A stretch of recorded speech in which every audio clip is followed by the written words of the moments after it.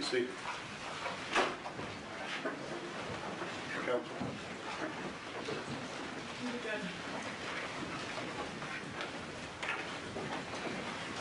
Good morning. The things that you've heard over and over and over in this case are about the facts of the case. You've heard from so many doctors that you probably feel like you're amateur psychiatrists at this point. But the thing that you have not heard about up until now a lot is about the law. So I'm going to talk to you a little bit about the jury instructions that you're going to receive before I talk to you about the case itself.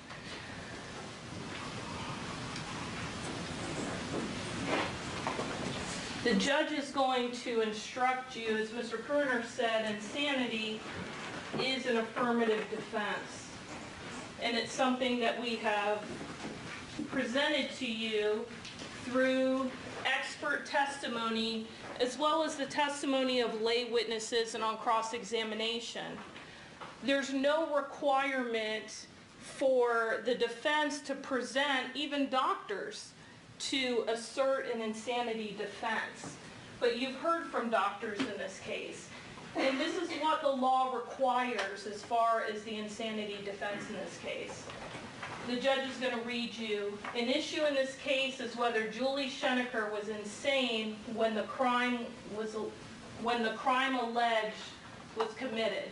A person is considered to be insane when, number one, she had a mental infirmity, disease, or defect, and number two, because of this condition, she did not know what she was doing or its consequences, or although she knew what she was doing and its consequences, she did not know that it was wrong. And when you hear that instruction, and when you're going back to deliberate, the judge is going to instruct you on first-degree murder for count 1 and count 2, being both of the children.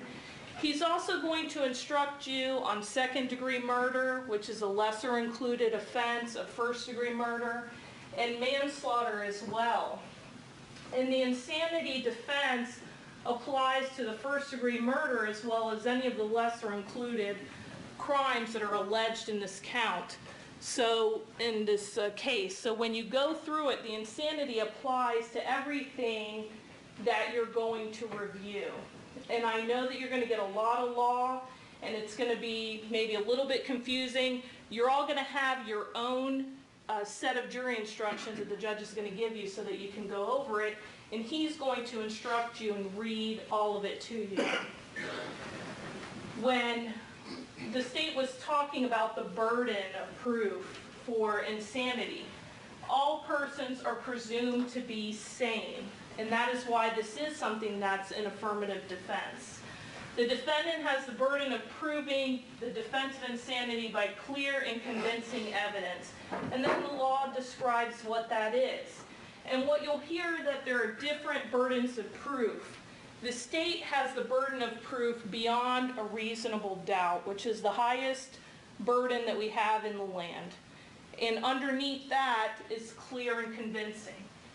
Clear and convincing evidence is evidence, as Mr. Kruger stated, that is precise, explicit, lacking in confusion, and of such weight that it produces a firm belief without hesitation about the matter in issue. And so when you're going through the facts of the case and the evidence in the case, that's going to be the standard that you're applying. What you all are going to determine when you go back and deliberate are what are the true facts. And that can be difficult because you are determining true facts about people that you don't know at a time that you were not there. And we pick you for that reason, because you don't know anybody, because you haven't been there. But that's what your job is to do. But in this case, what your focus is going to be on is my client's state of mind. Because this is not a whodunit. This is not a what happened. This is not a cause of death, a self-defense. This is my client's state of mind, which you've heard testimony about 4 days regarding. And that's what you are to consider. And when you take this into consideration, consider the testimony. What it says is, in determining the issue of insanity, you may consider the testimony of expert and non-expert witnesses. There's no requirement for an expert witness. So somebody like Parker Schenecker, who has constant contact with Ms. Schenecker, that's somebody that you can take into consideration.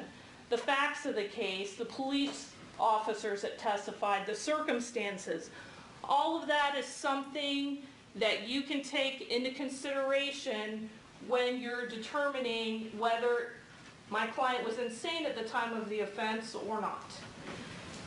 And at the end, we talked a lot about this in jury selection. What the instruction is, and you were read it at some point in jury selection when questions started coming up about the law. If your verdict is that the defendant is not guilty by reason of insanity, that does not necessarily mean she will be released from custody. The judge conducts a further inquiry. So when you get the verdict form, and I will show you what that is, you're going to get several pages. It is just the verdict form. There's 2 counts in this case. There's going to be special findings, and you're going to have the 4 pages of verdict form.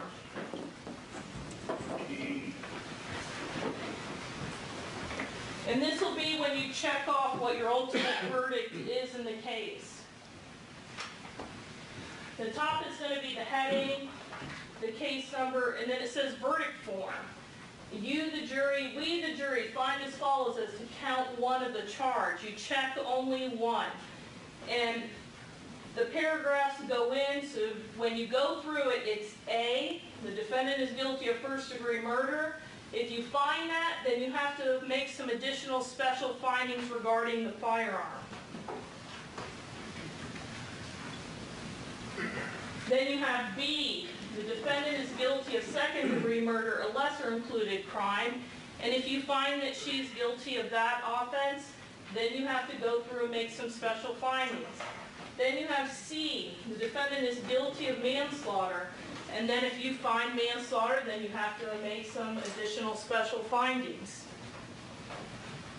Then at the end, you have D, the defendant is not guilty by reason of insanity. And then there's E, the defendant is not guilty.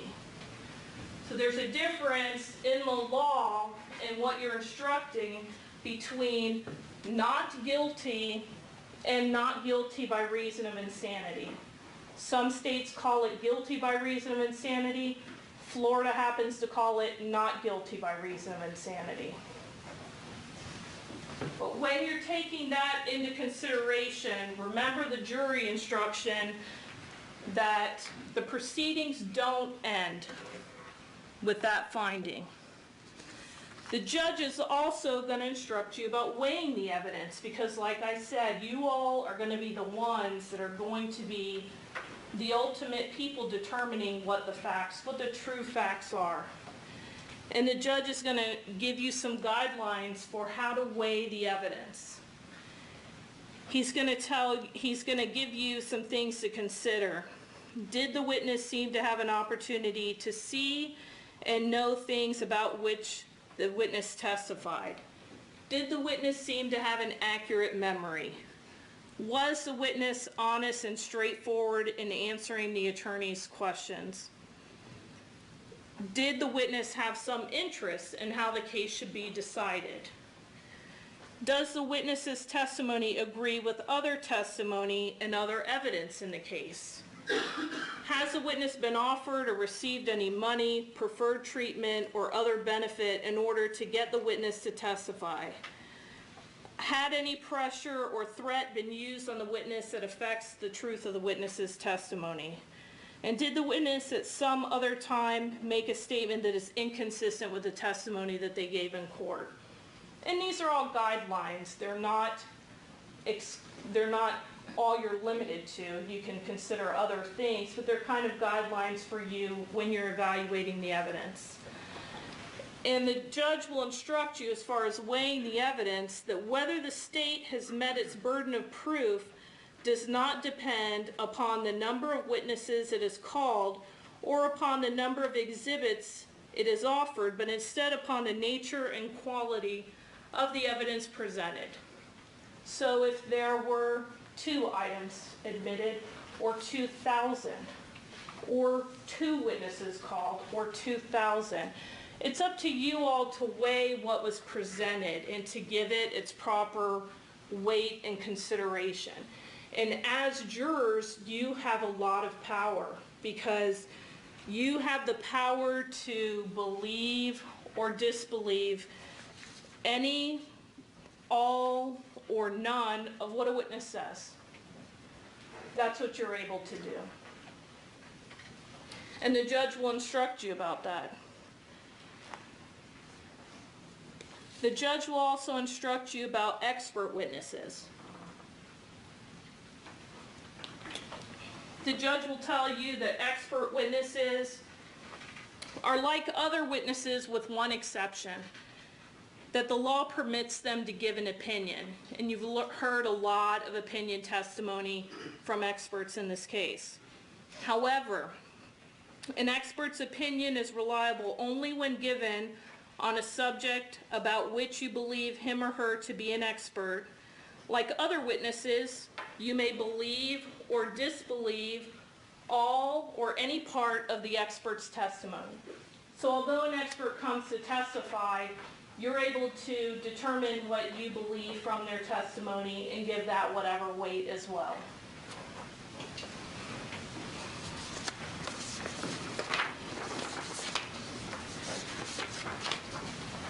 The judge is also going to instruct you on the state's burden of proof and reasonable doubt. And what the judge will tell you about reasonable doubt is a reasonable doubt is not a mere possible doubt, a speculative, imaginary, or forced doubt. Such a doubt must not influence you to return a verdict of not guilty. If you have an abiding conviction of guilt, on the other hand, if after carefully considering, comparing, and weighing all the evidence, there is not an abiding conviction of guilt, or if having a conviction, it is one which is not stable, but one that wavers and vacillates, then the charge is not proved beyond every reasonable doubt, and you must find the defendant not guilty because the doubt is reasonable. And the judge will instruct you about reasonable doubt, where it can arise from. That a reasonable doubt to the guilt of the defendant may arise from the evidence, conflicts in the evidence, and a lack of evidence.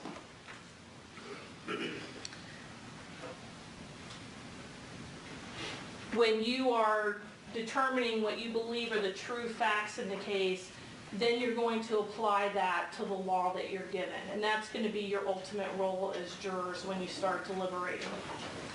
The judge is also going to instruct you about voluntary intoxication.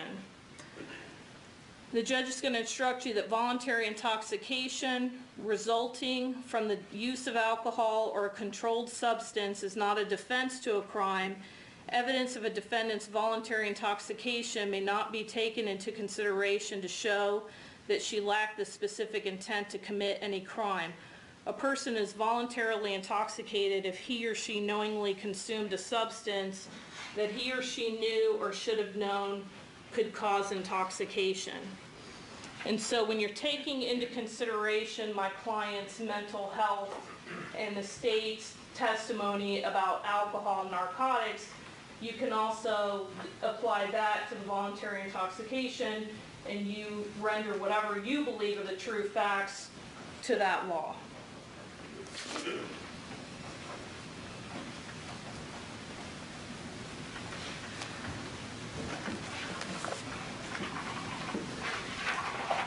That's not the extent of all the jury instructions, but those are the ones that I wanted to highlight to you all.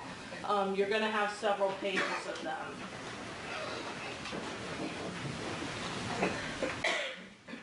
When you're going through and considering the testimony in this case, you've learned about my client's mental illness and what she's been diagnosed with. And what you've heard about is that she suffers from a severe biological brain disorder named bipolar 1 with psychotic features. And you've heard about that diagnosis over and over and over through the records of her treating psychiatrist, Dr. Obregon, the records from Dr. White, and her treatment throughout the years. And when you're considering the treatment that my client received from the time she started exhibiting signs of depression, which were ultimately diagnosed as bipolar at the National Institute of Health, remember her treatment there and how severe her mental illness is. And that is something that has not been disputed by any of the doctors. So when you're considering the insanity instruction as far as my client suffering from a major mental illness, none of the experts in this case dispute the first prong of the insanity instruction that I just read to you. What you learned about when she was at NIH from the records, from the doctors, as well as from Parker Schenecker, was that at the time she was there, she was receiving treatment, the transcranial magnetic stimulation. That at that time the children were very young, she was there for 9 months, and that her condition, by all accounts from all of the experts, is one that requires medication. She is not somebody that her illness can be controlled in any other fashion other than medication followed with therapy that always will help, as the doctors have said. And you heard about the mood stabilizers that she was on at the time that she leaves the National Institute of Health. That Dr. Myers told you that she's on 5 mood stabilizers as well as antipsychotics. And we talked a lot about what bipolar 1 with psychotic features means. That it's a brain disorder. That it's not something that can be cured. That it's a mood issue. That there are highs that can be described as manic or hypomanic, and there are lows, deep, severe depressions that cause Ms. Schenecker, as Parker Schenecker testified to stay in bed at times for weeks, what he called the drumbeat of their relationship, the ups and downs of his wife's illness. And that's the hallmark of bipolar 1 disorder. But you heard about how severe Ms. Schenecker's illness is. That it's something that was hard to treat, even in a controlled environment, for 9 months at the National Institute of Health, where the best doctors are, where the medication is. And that during that time, even though she was getting treatment, she was still struggling. They were having a hard time stabilizing her. And eventually, she finished that program and then went off and moved with her husband to Germany, where the doctor described what he's inheriting as a patient as someone who's on an extreme cocktail of medications. You heard about when she has these psychotic features, that at times throughout the years when her illness gets worse, that she has been noted as watching images on the television set, that she has illusions of the comforter changing into angels, that she's trying to get a hair from a comb of a psychiatrist so that she can potentially impregnate herself to make up for a past abortion, that she has thoughts that her husband has cameras in the house or maybe following her, and that there may be cameras at her psychiatrist's office. And you also hear that she has feelings that she needs to invent something, that she's worried her medication is going to affect her creativity, that she needs to invent something in order to support herself. She's been described as having racing thoughts and feeling that her brain is sick. We talked about the fact that there's physical pain associated with her depression, that when she's in a severe depression, she has what she calls as brain pain, and that is not unusual for someone to have feelings where their physical pain is matching what their mood disorder is at that time. You also heard from all of the records that Ms. Schenecker is somebody that has poor insight, that she works against herself for treatment, that she's trying to get better. She wants to recover from bipolar. She wants to get a job and she can't because she's rapid cycling. That she's trying to manage her medications and the side effects because she's trying for this illness to stop.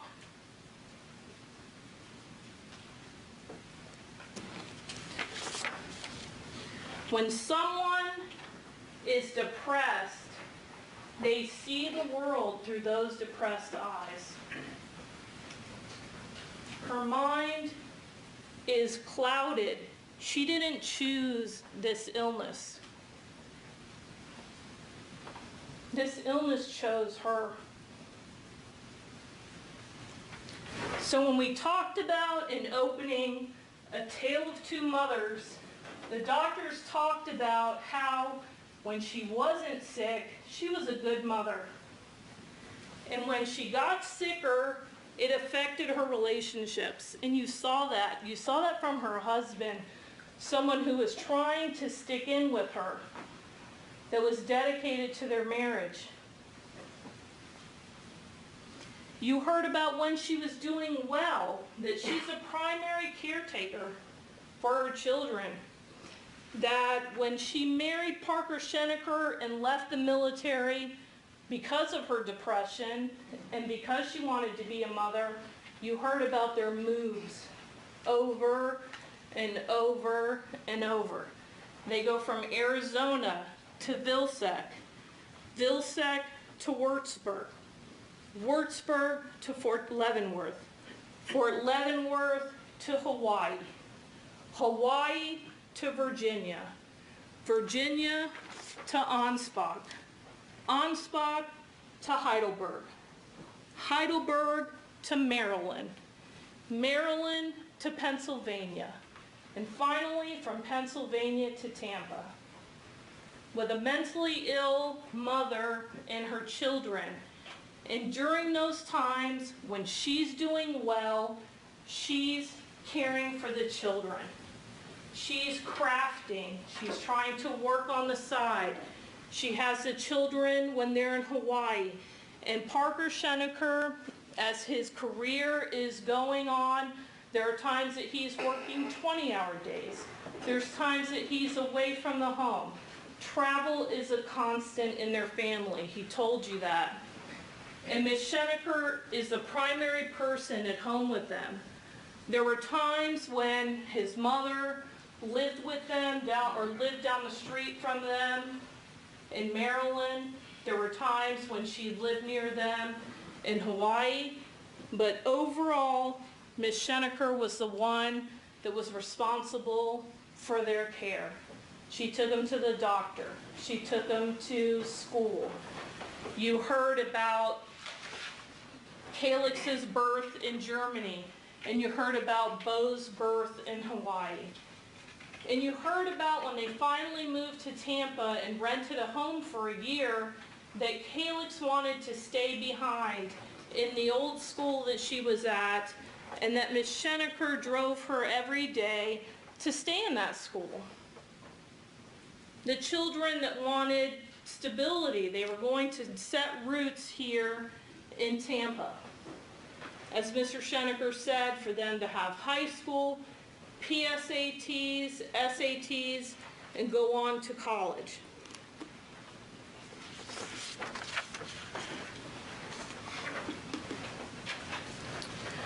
You heard about from the doctors how continuity of care can affect a patient. As Ms. Schenecker is moving from location to location to location, she's still seeing doctors, having to start over every time, telling a new doctor who suggests new treatments to her every location that she goes to. But she's faithful in trying to continue to be okay. Because what matters to her the most is her family and her children. She talks about being the best job she ever had in her journal. It's taking care of her children. Parker Schenecker describes her as being a good and loving mother. So did Nancy Schenecker. You heard about, from Parker Schenecker, Ms. Schenecker's treatment, how he went to NIH, he observed some of the procedures, and that when they went to go to Germany, he helped try to set up her treatment there, that the Army had knowledge of what her medical condition was through the program that they were enrolled in, that it was something that was set up for every location that they went to. But you also heard from Parker Schenecker that that was her responsibility to maintain what her treatment was.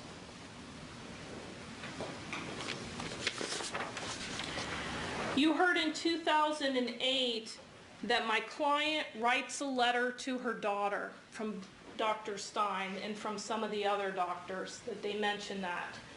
And you hear that at that time, Calyx is getting older and she's starting to see the effects of her mother's illness. And it is not easy for a child to understand why their mom's not paying attention when they're telling them a story, why their mom is staying in bed, why their mom may not be dressed appropriately, why she may not be wearing makeup or embarrassing her. And Ms. Schenecker writes her daughter, and she tells her, "I can never thank you enough for coming into my life. I'm proud of you, and you bring me so much joy. I love you dearly. I love your clever, brilliant, and creative mind.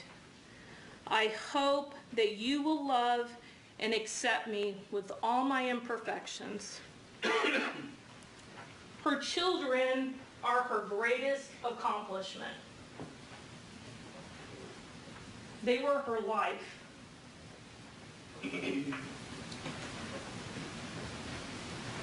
They were the reason why she did not commit suicide all these years that she wanted to. She tells police, "I've always wanted to kill myself." She never thought she would make it to 50. But after years of taking antipsychotic medication, in the summer of 2010, and earlier in 2010, but when her husband starts taking note, she starts showing signs of tardive dyskinesia. And you heard a lot about that. You heard about how it makes your tongue thrust, how there's mouth movements. And you heard from Parker Schenecker that he filmed Ms. Schenecker when he observed that although she's doing these movements, she has no idea she's doing them.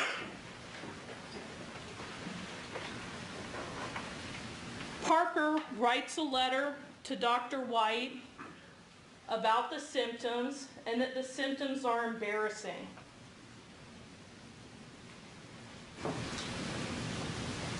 So my client is trying to make things better at her home, trying for her children and her husband not to be embarrassed of her.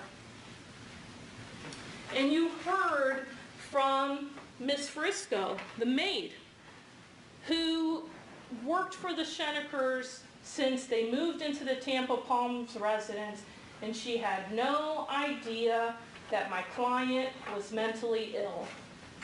In fact, when my client went to rehab, Nancy Schenecker, to try to retain privacy, tells her she's out of town with her friends because her mental illness was a private matter. Because when she is feeling well, she can try to go out and do the functions that she normally does, and that's what she wants to do. And on days when she can't, she hides. And she stays away, and she doesn't bother anybody. She stays in her bed until it passes. And that's what you heard that she did over and over and over and over and over, like the drumbeat of their relationship.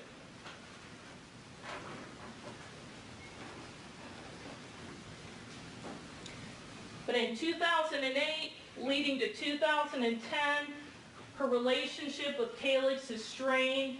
She's now dealing with a teenage daughter. Typical teenage, parenting a teenager. It's hard. It's stressful. They're embarrassed of you. They're exerting their independence. They lash out at you. And Calix is by all accounts a wonderful child, a motivated child, a great student, an athlete, a volunteer, and she's pretty self-sufficient, other than wanting her mom to not be embarrassing. Other than wanting her mom to be able to get out of bed. Not understanding, being a kid, not having the ability to understand.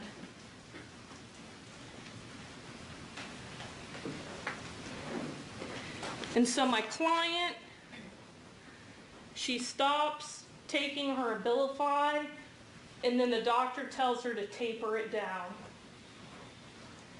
And by all accounts, from Parker Schenecker to Dr. Obregon, for the past year and a half before she started exhibiting tardive dyskinesia, she's doing pretty okay.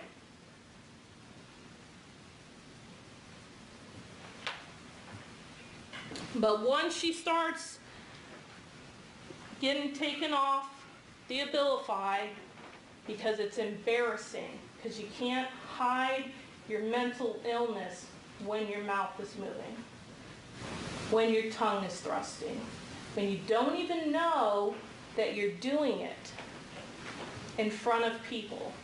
You can't hide that. That's not private.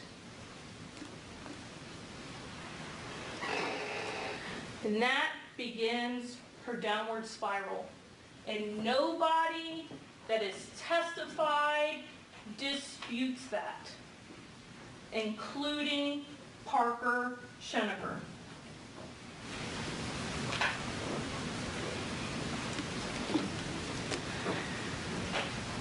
And we know, based on the records, what happens when Ms. Schenecker is not doing well.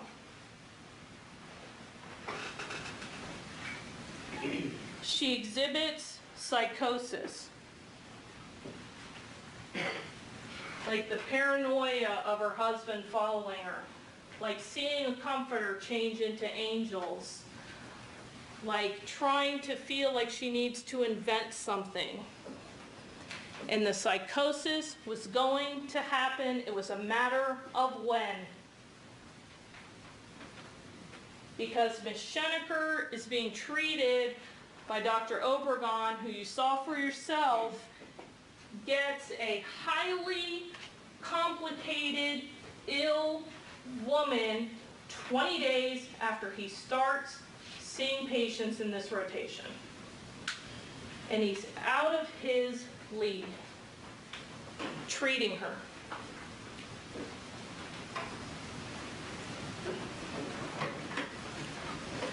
And you start to see behavior by Ms. Schenecker that's out of the ordinary.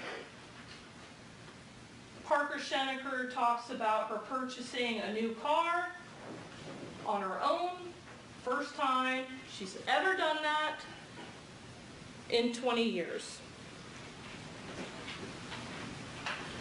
You hear that she starts drinking more often. Now, she's been drinking on and off through her records, but it has never caused her to decompensate. The alcohol was never a factor until she got ill, this ill. By Parker Schenecker's account, this is the worst she has been in 20 years. But she doesn't want to embarrass her family. She doesn't want to alienate her daughter, so she self-medicates. And she's still going to treatment. She's still trying to figure it out with poor insight. And she can't.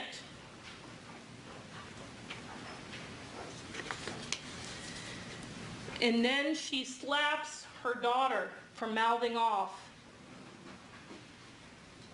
And that's not something that has ever been a problem before. But now she's not able to control her actions. She's overreacting. By all accounts, she's not even the disciplinarian of the family. Parker is. So her daughter tells her therapist, because her daughter's in therapy, you hear Parker Schenecker's account of what's happening, that his daughter is also saying words to Ms. Schenecker that chip at her self-esteem because she's a teenager.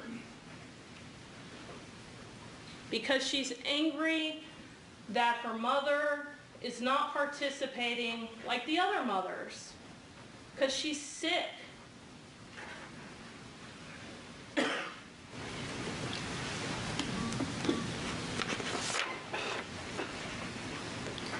And you hear about the investigation that happens at the home. And that it's closed, it's administratively cleared. They did not find that it's child abuse. They thought it was disciplinary. And you hear that during that investigation, when I asked Parker Schenecker, were you home then? And he said, no, I was in Dallas by myself at a football game. Because it wasn't scheduled. The meeting with the police wasn't scheduled. And then days after that, Ms. Schenecker, who's trying to get a handle on this as best as she can, with her severe mental illness, she tries to go to AA, but she then drinks on her way to AA and gets into an accident. And this isn't her going to AA because Parker's going to kick her out of the house. This is her trying to make things better. And she gets into the accident, and Parker picks her up from the hospital. And then she goes to rehab. And she doesn't want to go to rehab. It's November. She doesn't want to be separated from her children. But she goes. Mr. Schenecker is the authority figure in the home, described at times by Ms. Schenecker as the father figure to her. She goes. And when she's there, is she the best person in rehab? Probably not. But then, by the end of it, they discharge her. They think that she has gained insight. And her husband is out of town, and she misses Thanksgiving with her children. It's the first time She misses Thanksgiving with her family, and she's upset about it.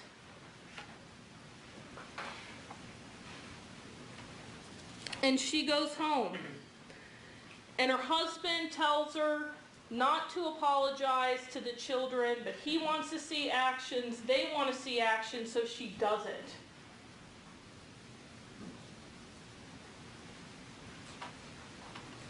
And it begins this period in her family where it shifts. And he's not going to walk on eggshells anymore. And as the son of an alcoholic, he stops treating her problem as a mental illness problem and treats it as a dependency, substance abuse type problem.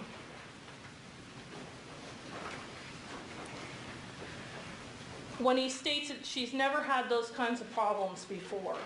Now, this is a woman who's had multiple surgeries throughout her life, knee surgeries, shoulder surgeries, and had pain medication for all those things, and never had a problem with pills before. Even after she gets out of rehab, at her home, the alcohol's not taken out. So this is a home that, although they're not major drinkers, they always had it there, and it had never been a problem before. Even when she was drinking before, having 2 or 3 drinks or going to lunch, it didn't make her medication not work throughout all the years.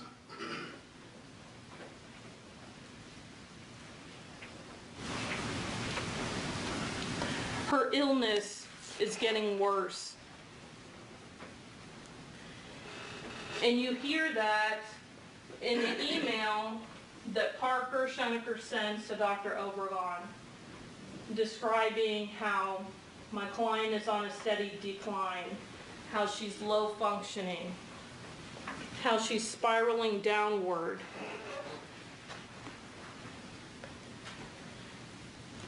And you also will see the series of email communications between Dr. Obregon and Parker Schenecker. And Dr. Obregon talked about the fact that although Ms. Schenecker and the state talks a lot about Ms. Schenecker doesn't want to sign this HIPAA waiver, doesn't want to sign this HIPAA waiver. Hell no, sorry about your luck. Well, the reason why she doesn't want to do that is because she has this belief that I don't want to tell him about gambling, even though it's not a problem right now, because she's not gambling. I'll tell him in 5 years, like a child. I'll tell him in 5 years, he won't be mad at me in 5 years. So, think to yourselves,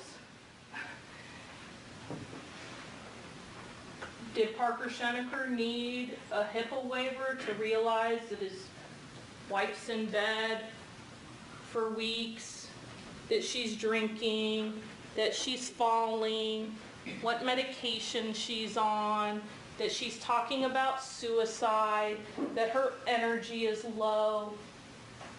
Parker really knows more than Dr. Obregon about how she's doing. Because he's telling you they're still in the same bed. He's talking to her, or he can if he wants to. If he doesn't want to email her, he can talk to her. He sees her every day. So he didn't need the HIPAA waiver to know all of that. And Ms. Schenecker is not stopping him from going to therapy with her. In fact, you'll see the communications about setting up therapy when she gets out of rehab. I'll go to therapy first, then we'll bring you in, and then we'll bring the kids in if they're understanding. Because Calyx is mad at me. Now she's so much more angry at me. She's trying to fix things with a broken mind.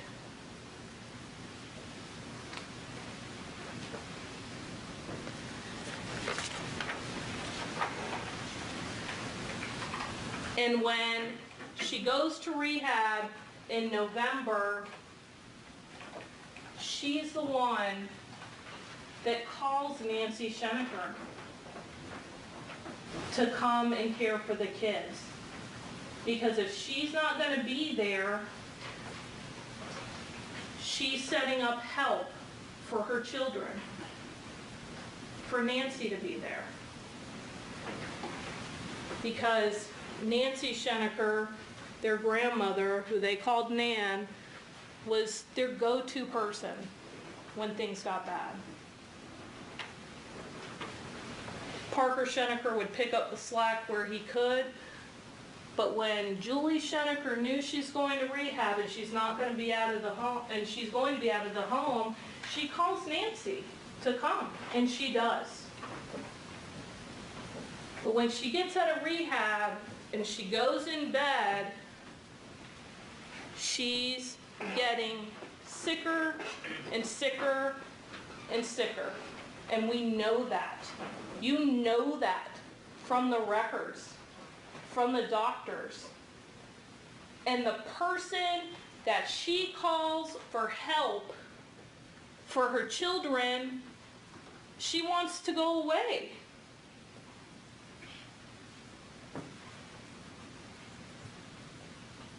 For the first time in 20 years.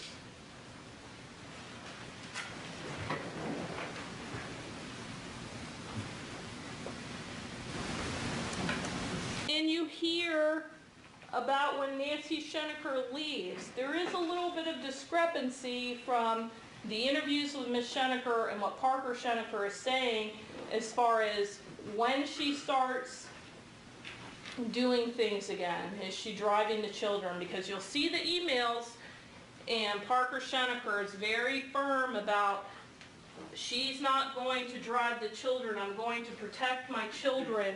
She's not going to drive them until I know she's going to AA. And I'm not going to put my children in danger.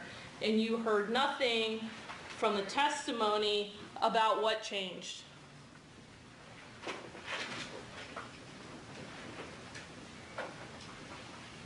And you see the email from December 31st when Parker Schenecker is letting Dr. Obregon know, hey, my wife, she's suicidal, and I'm going to the Rose Bowl. I hope she doesn't have enough energy to commit suicide.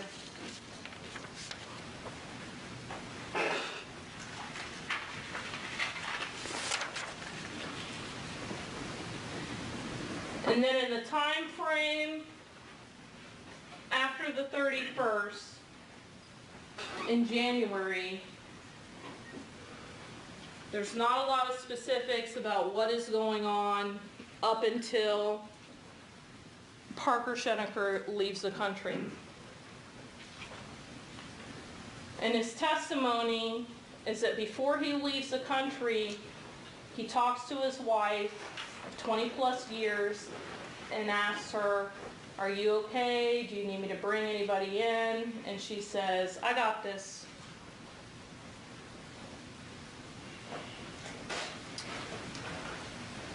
Well, Mr. Schenecker tells you all that everything was okay after Nancy Schenecker left. Everything was fine. She was functioning. Because before then, she's choosing not to get out of the bed. And I asked him about traveling. If any, you know how much you travel? Is there any number? Can you put a number on it? And he's not able to. When he's in Tampa, he's telling you all that he's traveling every 6 weeks, and at one point travels for 7 months. And Ms. Schenecker's watching the children, and people may be coming to visit, but nobody else is here permanently. But on this day, in January,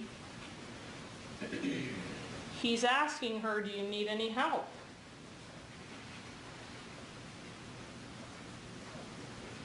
why would this travel situation be any different than any other time? There was no testimony that that was something routine, that he needed her approval to go out of town.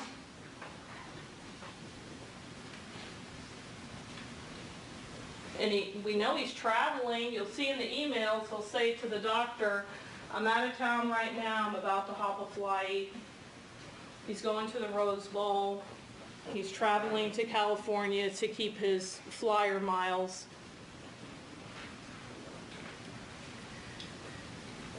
And the state and Mr. Schenecker want you to believe that at this time she's functioning again. That because she's doing the duties that are so ingrained in her as a mother, to take the kids to practice, to take them to school, to pick up dry cleaning, to make dinner. She states in her writings that she's doing minimal. She's doing minimal, and that it takes every effort to go and take a shower. And you also heard when I was talking to Mr. Schenecker about his conversations with the children leading up to the shootings, that he was in a Skype conversation with Bo Schenecker, and he's asking him, are there any dangerous situations?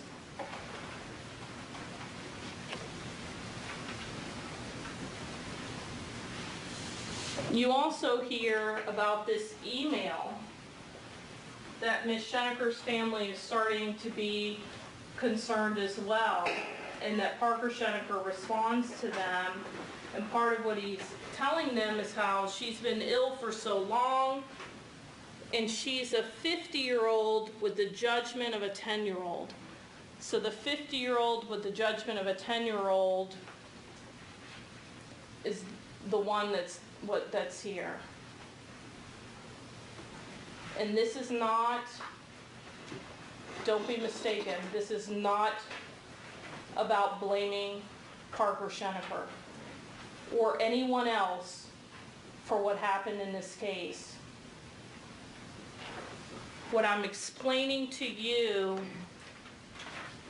is what led my client, who was so ill and had thought about suicide for years and years and years, that her brain and her illness finally got her to do it.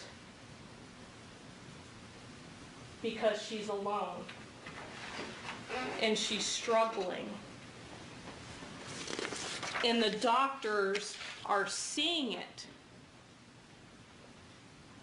In her last therapy session on January 20th, she's shaky. She's telling him she's thinking about suicide every day, and she's shaky on her way out the door.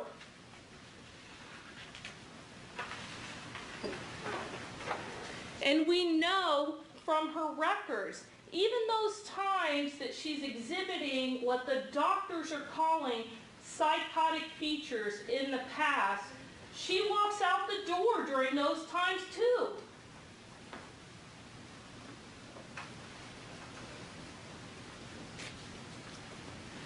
Now the state talks about this email that Parker Schenecker sends her family as Ms. Schenecker worrying about a divorce.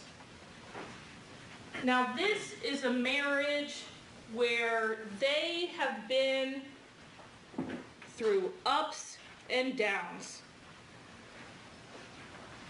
There are times when Ms. Schenecker stayed behind and didn't join at times and then got back, and they've always tried to work it out. There is no doubt that Parker Schenecker was dedicated to being married to Julie Schenecker. And Julie Schenecker knew that. In her healthy mind, she knows that.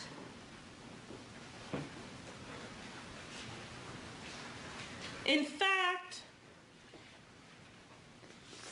they're going to counseling.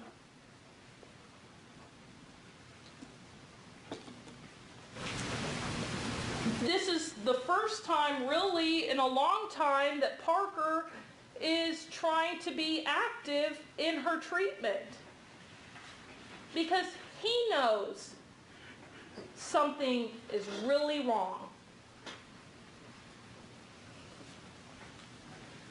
So the woman who's writing letters to her children and wanting her husband to understand, that should be the happiest day of her life. Her husband's coming into therapy, her children are coming into therapy, and they're going to get better as a family. But this time was different. And this trip that Parker Schenecker took was different. And he had dealt with the drumbeat of their relationship. And although he had reservations, he probably thought, as it always happened, that she'd come out of it. And you heard from the doctors that it's not something that happens in a snap. And you've heard from all the doctors that she's at the bottom of the barrel in a severe, depressed episode.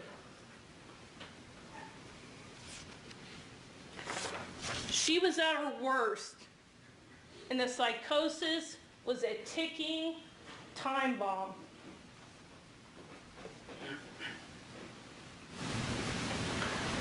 The claws of her bipolar illness, they usually would relent, was not this time.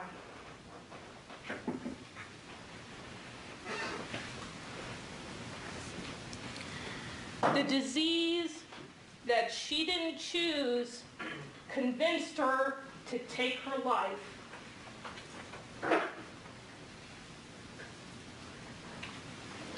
In the pictures that you see,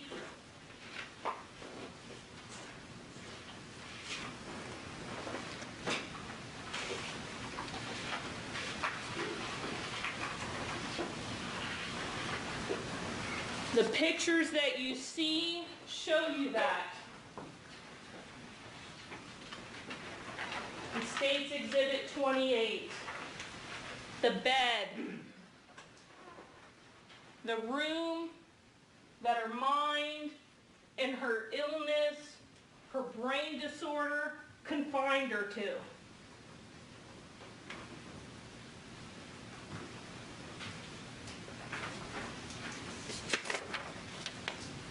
And she began her steps to suicide.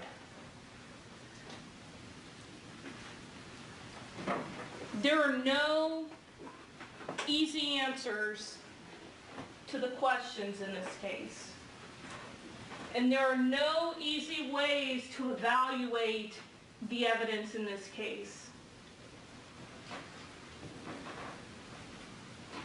But you know, from the records and from her doctors and from what she said, that for her, suicide and her religious beliefs and her children are all intertwined. The biggest reason why she has not committed suicide over the years is because of her children. And so whenever she thinks about suicide, she thinks about her kids.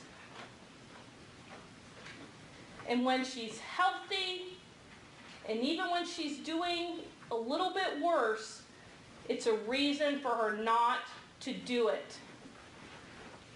But not when she is psychotic, and not when she's in this state.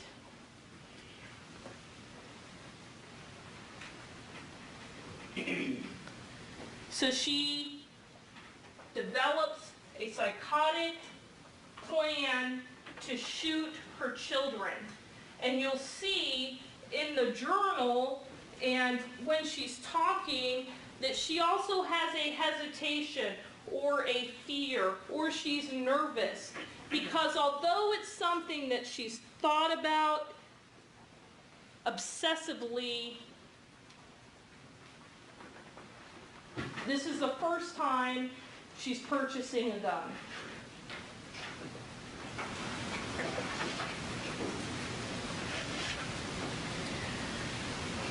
And since no one that is close to her has ever understood her illness, she believes that no one will understand this plan.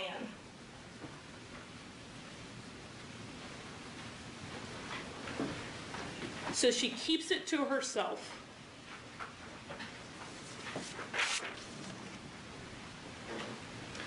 It's the three of them against the world, her and her kids, just like when they moved, over and over and over. It's the three of them.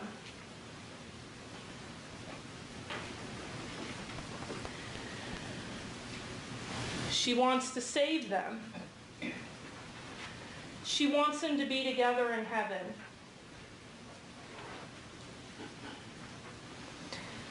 If they're together in heaven, they'll be perfect and healthy, and she won't be sick.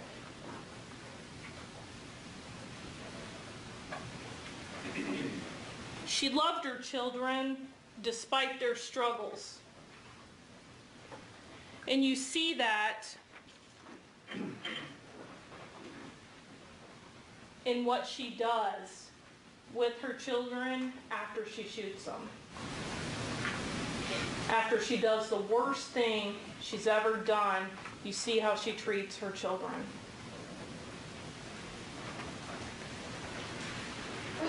And if it doesn't make sense to you, it's because it's psychotic. You cannot put a healthy, logical reason behind psychosis.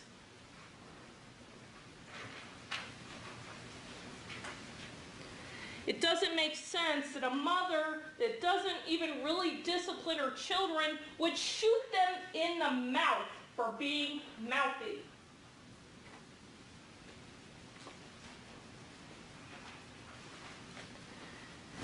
And a woman that has dealt for 20 plus years with this mental illness that chose her, it doesn't care if she lives in a nice house. The illness doesn't care if her kids are successful children. The illness doesn't care if she's married to someone in the military.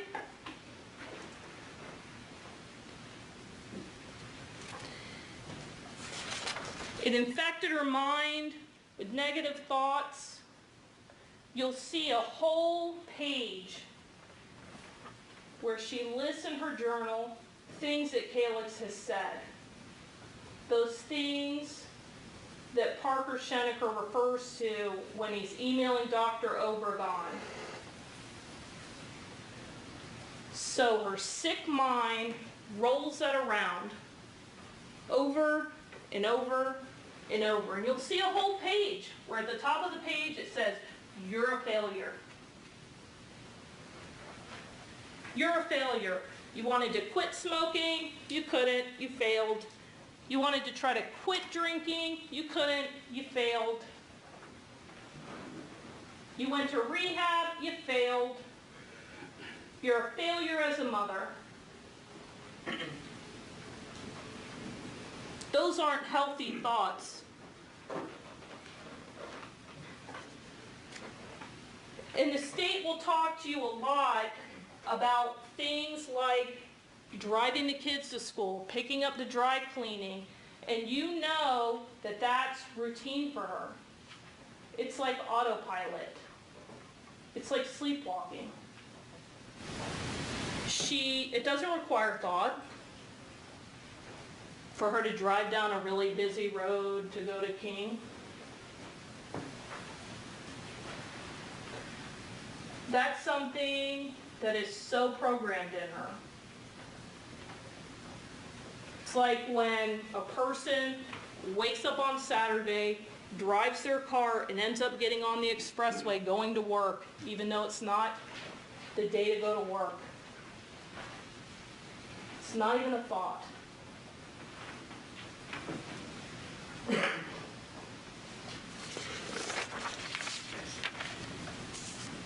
And she goes to the gun shop and she purchases a firearm. And you all see the video.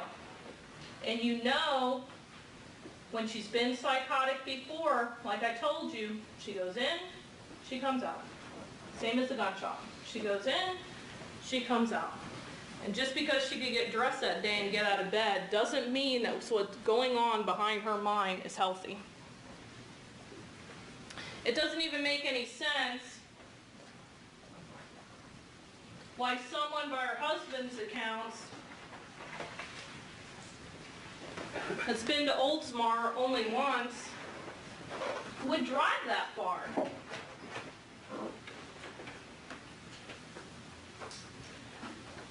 I guess the state's going to try to argue that that's her trying to hide it, and then she's using her own credit card. But her husband is out of the country. So there's no way he could stop her, even if he knew.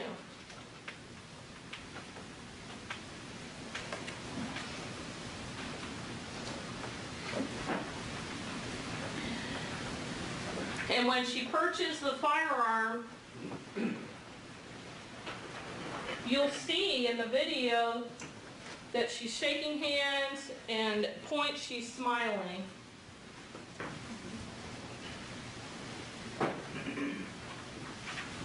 Because the woman that has thought about killing herself, and in the police interview indicates that she's never been happy in her sick mind. She's never been happy. Is relieved. She's going to end it. And she's going to be together with her children, with her babies, that she says, in heaven. And she's happy about that. And that is psychotic.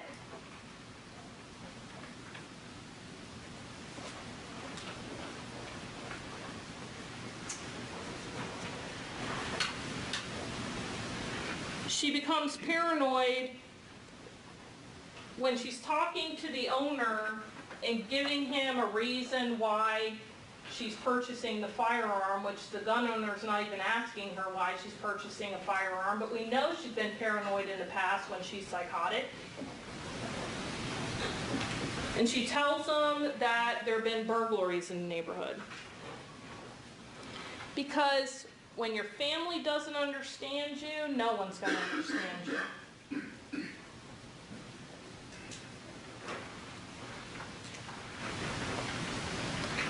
She comes home and starts writing in her journal. And when the state is showing you the journal entries that they've blown up, I ask you to read the entire journal from cover to cover in order, because you will see that it's a roller coaster of thoughts and a roller coaster of states that she's in at that time.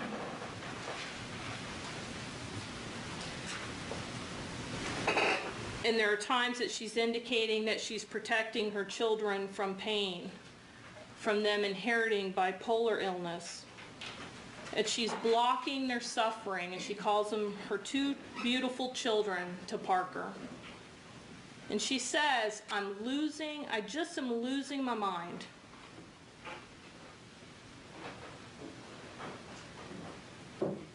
She talks about taking her own life.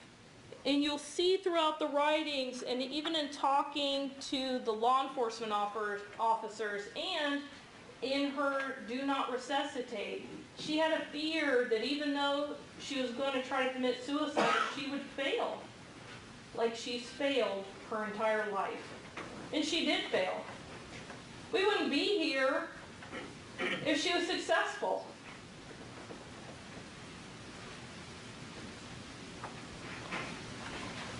And she talks about a triple threat. I got to do all three to kill myself. Take some pills, do carbon monoxide, and shoot myself. She says she'll take oxys with white wine, put 2 cars in the garage, which she did, put on the engines, and die a slow death. She doesn't want to be saved. I'm ready to die.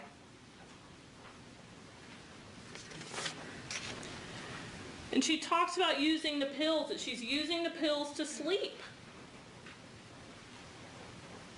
and to relieve the emotional and mental pain. That's why it's connected to how she's feeling, her illness. And then she'll say things like, Calyx called me an evil soul, and the evil starts Thursday. And right after that, she'll say, Calyx and I are in sync. And if you want to know, whoever's reading this, why I killed my children, it's to protect them from embarrassment. That's not evil, but it's all intertwined, because she didn't want to kill herself for religious purposes, she didn't want to kill herself because of the children, and it's all mixed up in her broken mind. She says she loved Bo the best, and Calyx was her soulmate. She's tired and sick. My meds never kicked in. Now this is someone who's been on medication for 20 plus years. My meds never kicked in.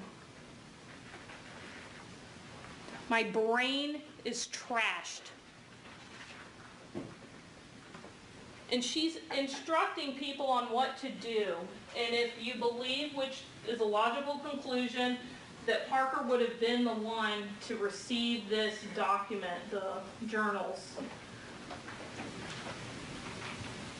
It's, I submit to you, a little psychotic to think that if you're doing this for anger or for resentment or abandonment or all those reasons as the state's alleging, then I would submit that Ms. Schenecker probably wouldn't have tried to write instructions on what to do with her clothes, what to do with the kids, because Parker wouldn't care.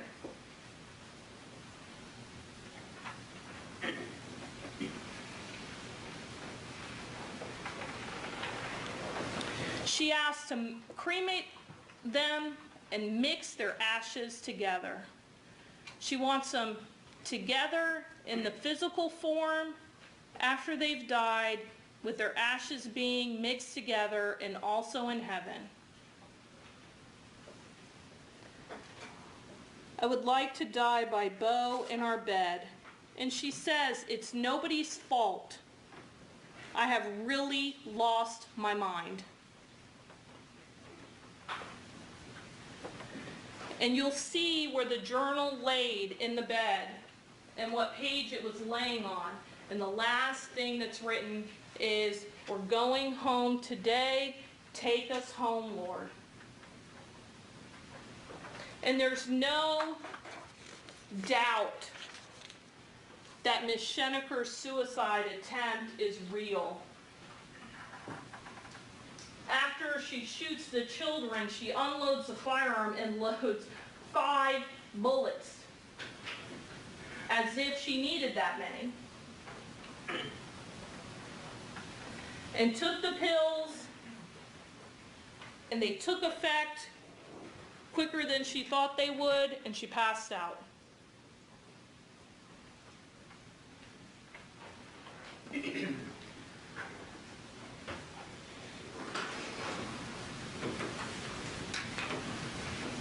And the state was talking about the notes on the door.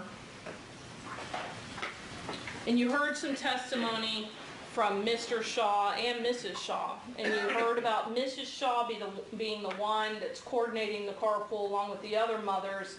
And Mr. Shaw is driving them in the morning. I'm going to show you State's Exhibit 3.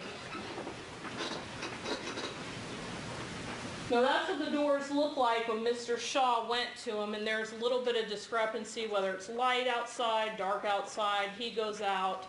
He says he doesn't see those notes. The inference, I assume, is that somehow after Mr. Shaw went to the house and rang the doorbell, my client, who was passed out at the back of the house when the police get there not that long afterwards, somehow wrote these notes and put them on the door, which are written pretty clearly in State's Exhibit 4, and she's in an overdose. But we know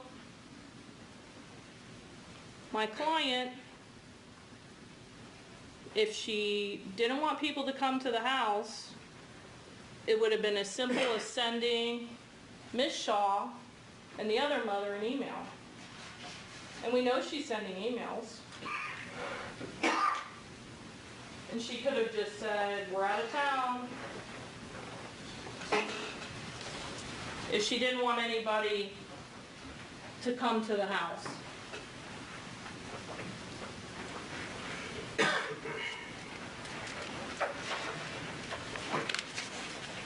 Your Honor, can we approach for a moment?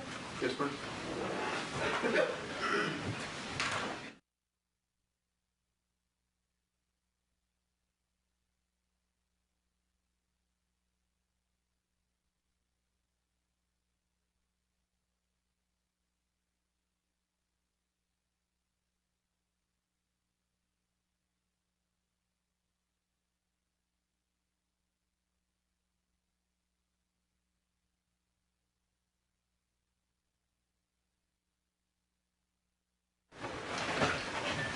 And with that, ladies and gentlemen, members of the jury, we are going to, at this time, take the lunch break. Now, what I've arranged today is to have food brought in for you. So, your lunch break today is going to be in the jury room that you're familiar with, and food and drink will be brought in there. We're going to resume at precisely 1:30. So, with that means I'm going to remind you of instructions. We're still in the course of trial.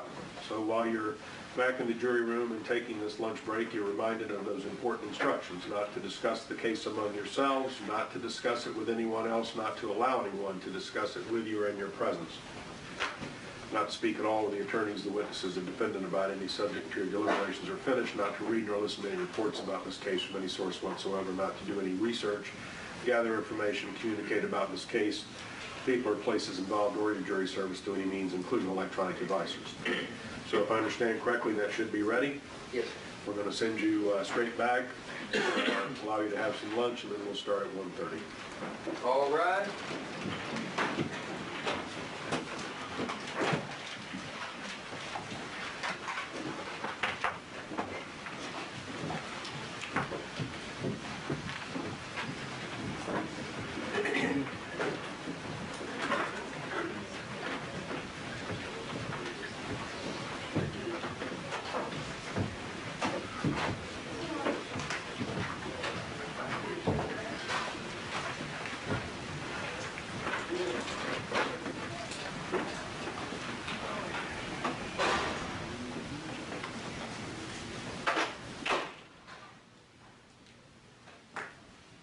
Anything from counsel before we take this lunch break?